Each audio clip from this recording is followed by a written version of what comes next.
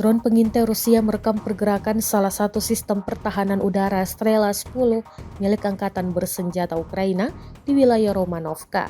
Strela 10 tampak melaju dan disamarkan di tengah hutan.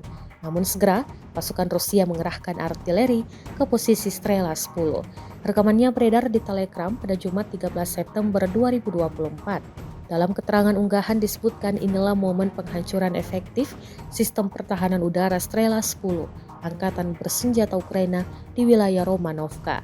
Selama pengintaian di daerah pemukiman Romanovka, seorang prajurit dengan tanda panggilan Berkut dari Brigade Artileri ke-238 Rusia menemukan sistem pertahanan udara Strela 10 yang bergerak milik Angkatan Bersenjata Ukraina.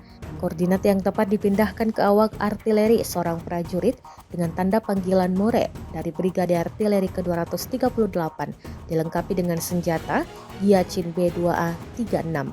Berkat kerja terkoordinasi, target yang mendukung aksi ofensif divisi senapan bermotor ke-20 berhasil dihancurkan.